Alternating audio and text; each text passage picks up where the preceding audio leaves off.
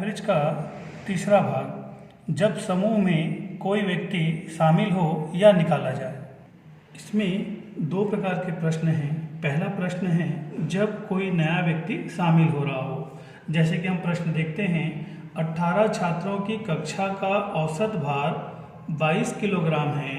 यदि शिक्षक का भार भी शामिल कर लिया जाए तो औसत भार 2 केजी बढ़ जाता है, तो शिक्षक का भार क्या होगा। अगर आप चाहें तो इसे दो तरीके से बना सकते हैं। एक है लाइन मेथड, जो मैं आपको आगे चल के बताऊंगा, और एक है फॉर्मूला।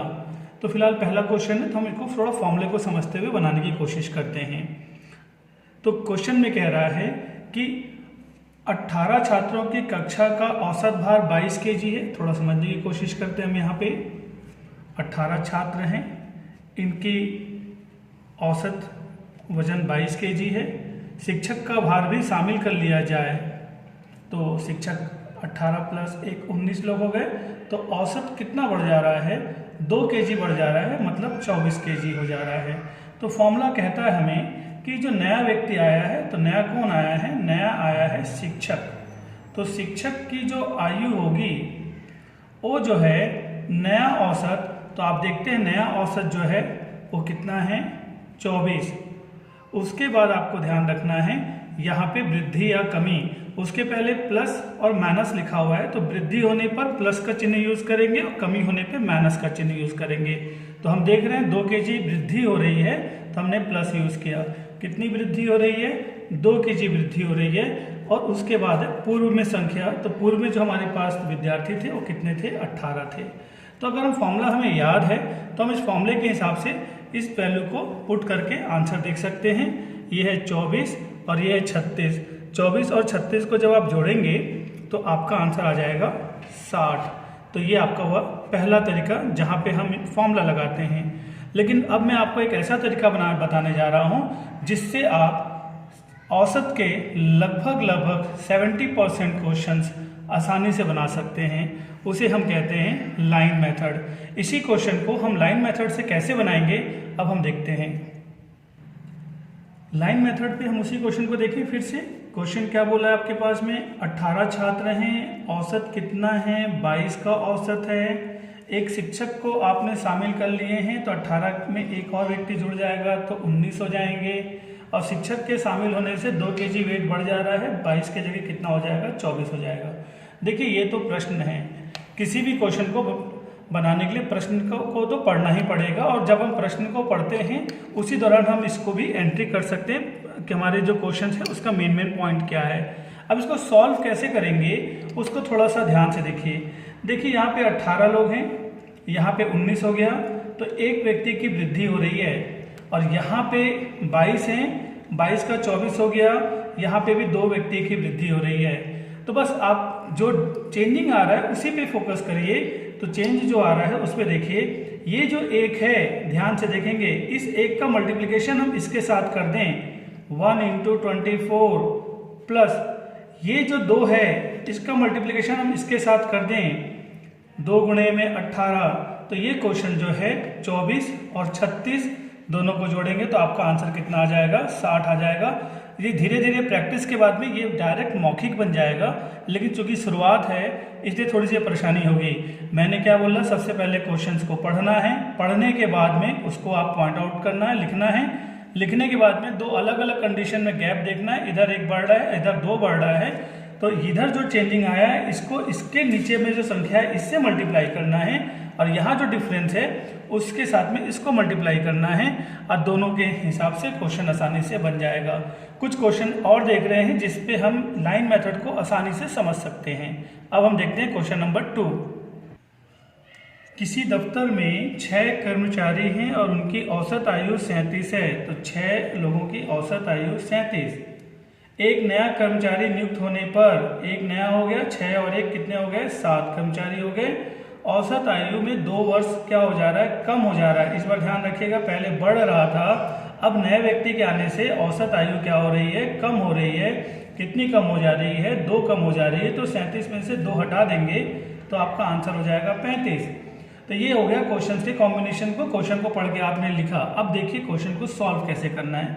यहाँ पे अंतर कितने का है, +1 का। यहाँ पे अंतर कितने का है, +1 का। और यहाँ पे जो अंतर हम देख रहे हैं तो 37 था, अब कितना हो गया 35 हो गया, मतलब यहाँ पे कितना कम हो गया तो 2 कम हो गया। ध्यान रखेंगे यहाँ पे वैल्यू कम हो रही है और यहाँ पे संख्या बढ़ रही है, तो कोई दिक्कत नहीं। आप कैसे क्वेश्चन बनाते थे, मैंने क्या बोला था पहले कि ये संख्या जो गैप है उसको इसके साथ मल्टीप्लाई करेंगे 35 गुणे में 1 माइनस क्योंकि इस बार माइनस होना है, और यहाँ पे क्या है 6 को मल्टीप्लिकेशन करेंगे इसके गैप के साथ 6 माइनस का 2। जब आप सॉल्व करेंगे तो बिल्कुल सिंपल है, 35 में से 12 गया तो आपका आंसर कितना आ जाएगा 23 आ जाएगा।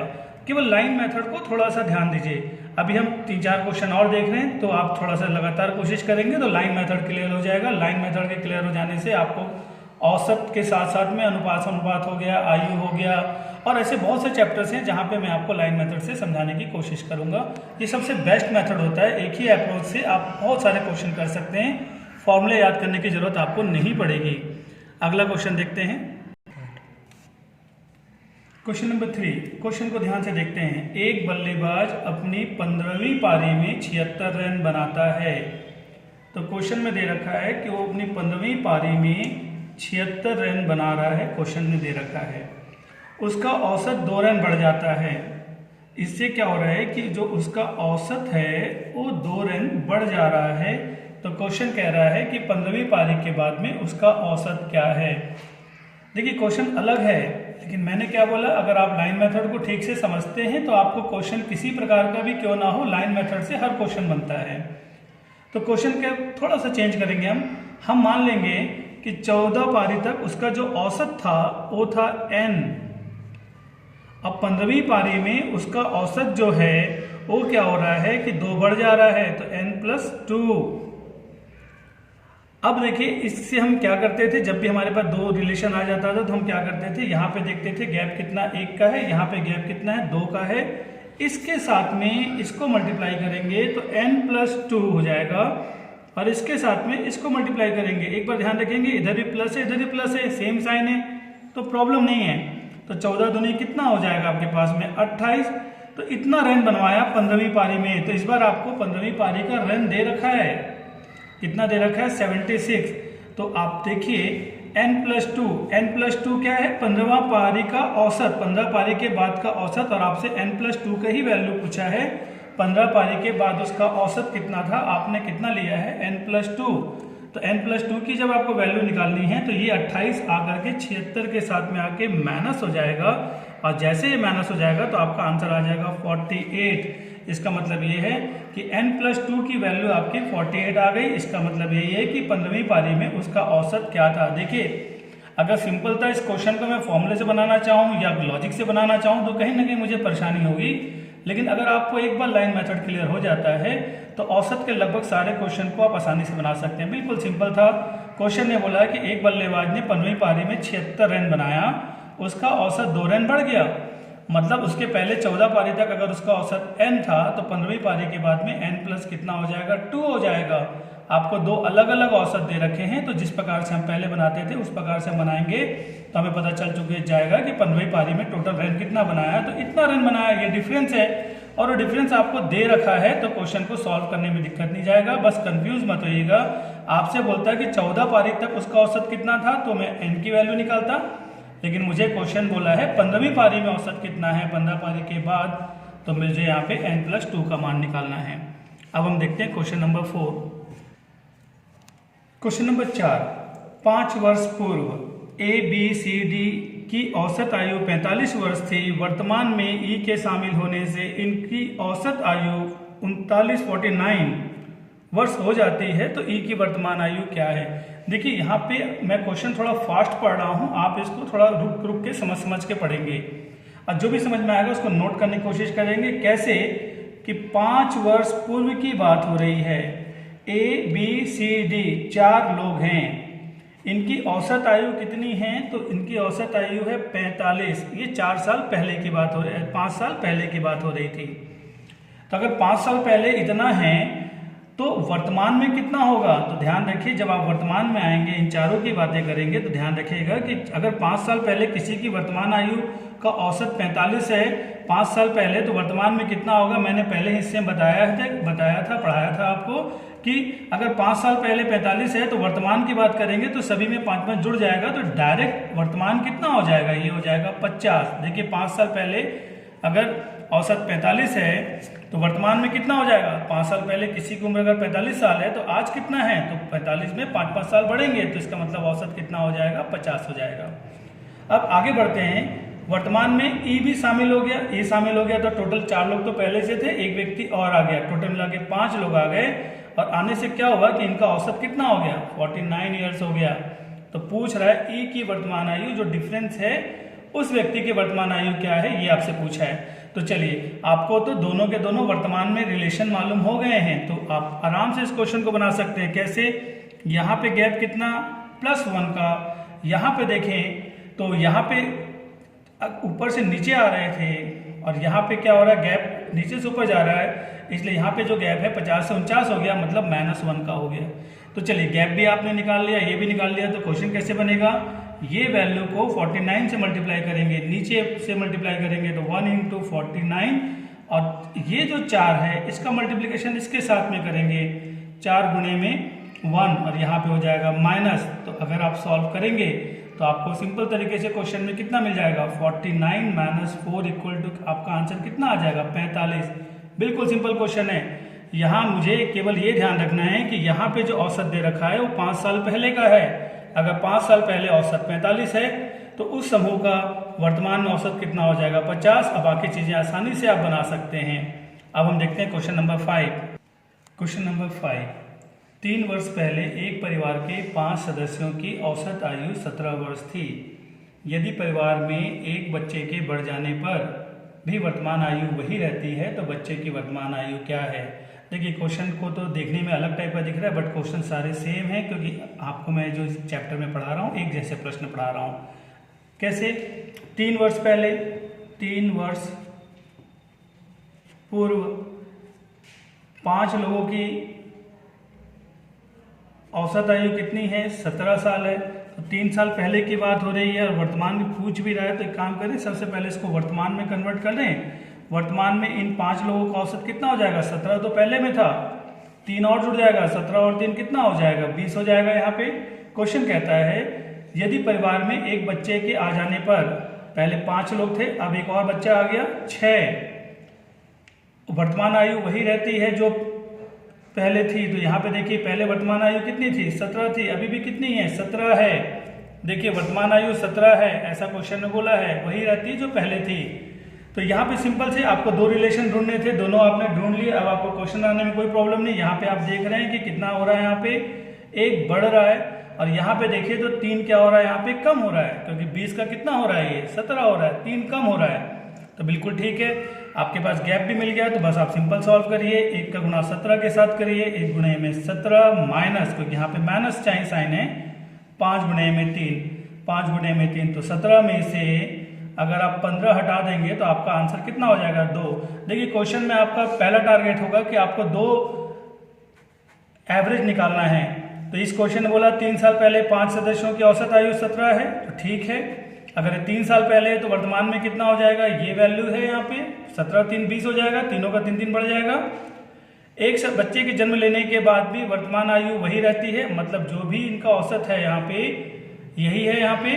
तो क्वेश्चन यही कह रहा है, आयु के जगह आप इसको औसत लिख लीजिए, वर्तमान औसत वही रहती है तो बच्चे का वर्तमान आयु क्या है। तो सिंपल क्वेश्चन है, काफी इंपॉर्टेंट भी क्वेश्चन है, ये कई एग्जामिनेशन में आया भी है।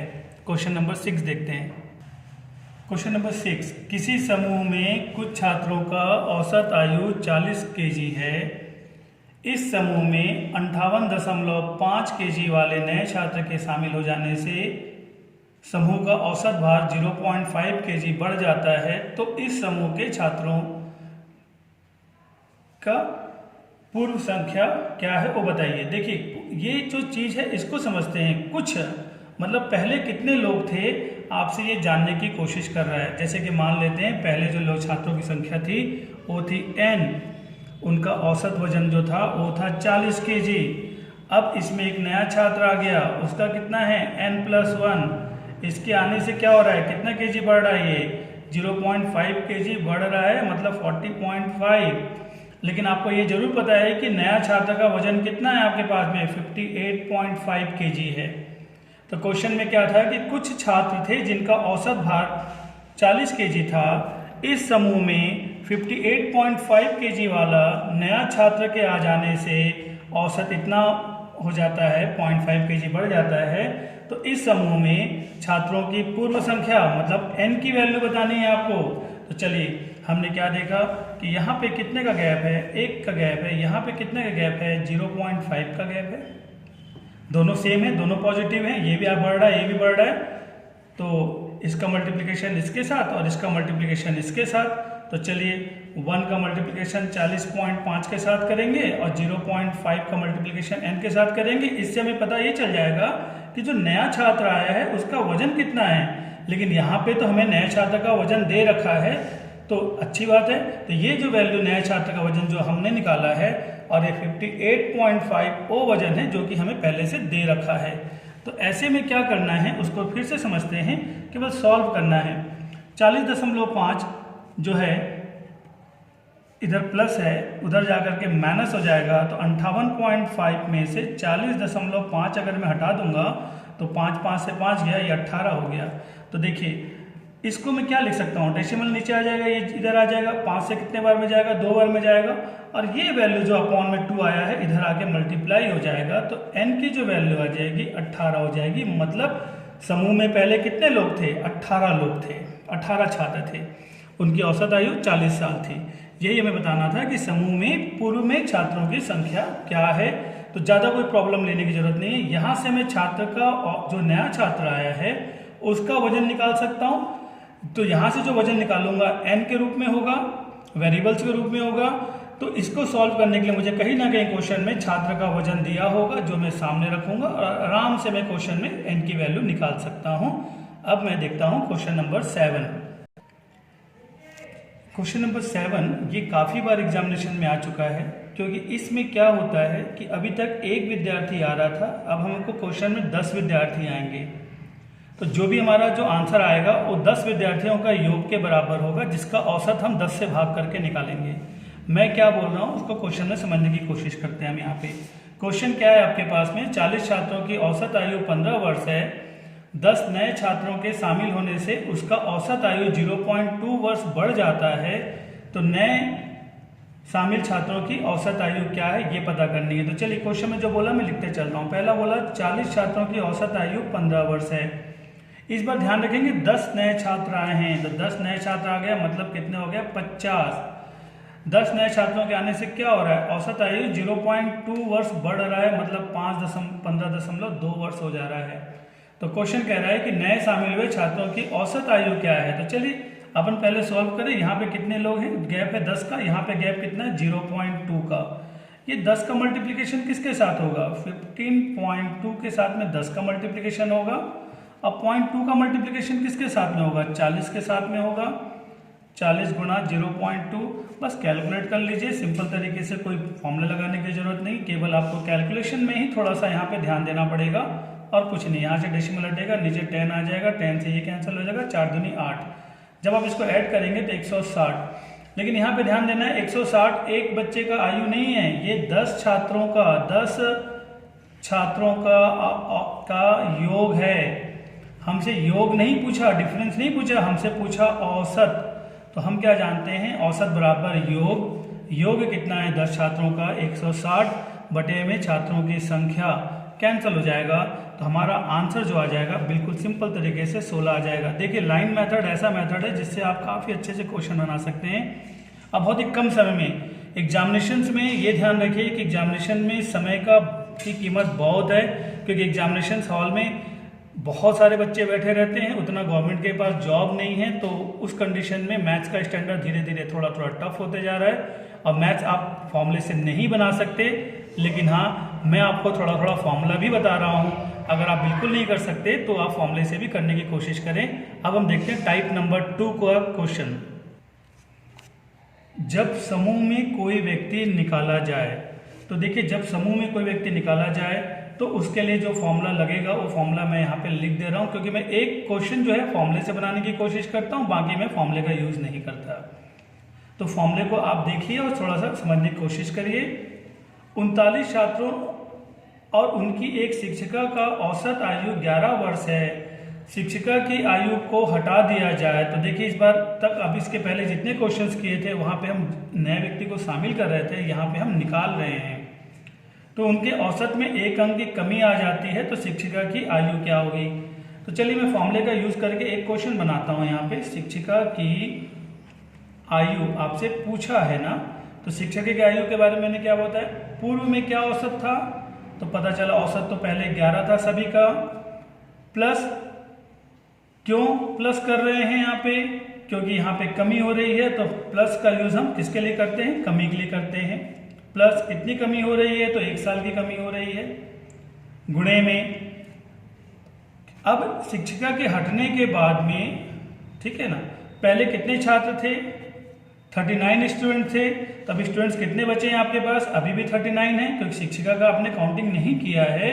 तो पूर्व में औसत अगर कमी हो रही तो प्लस, कितनी कमी हो रही है, तो 1 की कमी हो रही है। जो संख्या अब आपके पास बची है, पहले 40 लोग थे, अब कितनी बची है यहाँ पे, 39 लोग बचे हैं, तो यहाँ पे 39 हो जाएगा। और जब आप इसको काउंट करेंगे तो 39 + 11 = 50।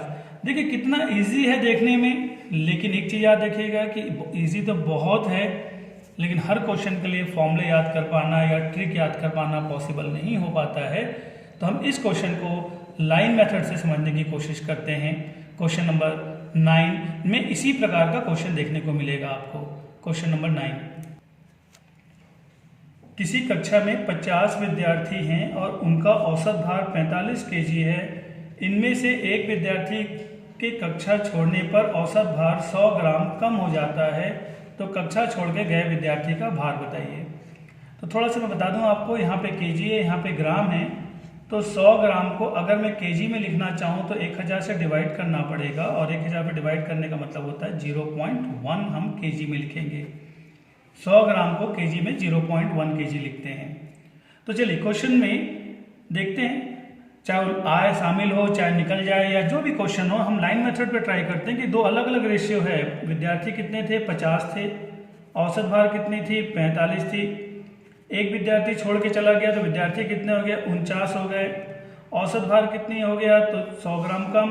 तो मैंने बताया था कि 100 ग्राम मतलब 0.1 केजी कम, और 45 में 0.1 कम करेंगे तो कितना हो जाएगा, 49.9 हो जाएगा। तो चलिए हमने इसको रेशियो में इसको हमने क्या लिख दिया कि 50 लोगों का औसत 45 है, 49 लोगों का औसत 44.9 है। तो आपके लिए कोई सिंपल नहीं, जो व्यक्ति का डिफरेंस आ रहा है, जो छोड़ के गया, उसका औसत आराम से निकाल सकते हैं। यहाँ पे देखिए ऊपर से नीचे की तरफ अगर आप देखते हैं तो माइनस में आ रहा है, तो काम करते हैं नीचे से ऊपर देख लेते हैं। तो यहाँ पे गैप कितना है, यहाँ पे गैप है 1 का। हमने गैप नीचे से ऊपर देखा था, तो यहाँ पे देखने अगर मैं नीचे से ऊपर जा रहा हूँ तो यहाँ पे माइनस हो जा रहा है, चिन्ह विपरीत हो रहा है यहाँ पे। तो यहाँ पे वैल्यू बढ़ रही थी और यहाँ पे वैल्यू क्या हो रही है, कम हो रही है। तो एक काम कर लेते हैं, यहाँ पे जो डिफरेंस है उस डिफरेंस को हम यहाँ पे माइनस में 1 केजी डिफरेंस हमको पहले से पता था, तो ये कर लेते हैं। देखिए यहाँ पे हमेशा धनात्मक रखने की कोशिश करेंगे, तो हमें नीचे से ऊपर कैलकुलेट कर रहे हैं इस बार, तो यहाँ पे भी नीचे से ऊपर कैलकुलेट करेंगे, क्योंकि क्वेश्चन में यहाँ पे इसको प्लस रखने की कोशिश करेंगे बस। तो देखिए डिफरेंस क्या निकालना है, ये दोनों का मल्टीप्लिकेशन होगा, तो 44.9 इंटू में 1 माइनस, इनको मल्टीप्लिकेशन करके देखते हैं, 50 इंटू 0.1, डेसिमल हटेगा, नीचे में 10 आएगा, 10 से 10 कैलकुलेट हो जाएगा। तो हमें पता चल चुका है हमारी जो वैल्यू है वो कितनी है, 44.9 कैलकुलेट करेंगे और ये वैल्यू आ जाएगी 5। तो अगर मैं 44.9 से 5 माइनस कर दूंगा तो मेरा जो आंसर आ जाएगा वो आ जाएगा 40। यहाँ पे जो वैल्यू है अगेन बढ़ रही है, यहाँ पे वैल्यू बढ़ रही थी तो यहाँ पे वैल्यू बढ़ रही है, तो यहाँ पे भी प्लस होगा, यहाँ पे प्लस होगा। डायरेक्शन सेम चेंज देखना है आपको कि 44.9 बढ़ेगी तभी तो 45 होगा ना, तो ये प्लस, 49 बढ़ा तो प्लस। तो यहाँ पे जब दोनों को ऐड करेंगे तो 49.9 हो जाएगा, आपका आंसर हो जाएगा 49.9। मतलब जो व्यक्ति कक्षा छोड़ के गया है उसका भार कितना है, 49.9। और सोचने का भी विषय यही है, पहले 45 था, अब उस व्यक्ति के जाने से वजन औसत कम हो रहा है, इसका मतलब वो जो आंसर आएगा वो 45 के तो ऊपर ही होगा, 45 से कम नहीं होगा। जो व्यक्ति छोड़ के गया 45 के ऊपर ही होगा। तो बिल्कुल सिंपल है, आप गैप निकालिए, कैलकुलेट करिए, वही आंसर आएगा, वही मेथड है आपके पास में। आपका आंसर है 49.9।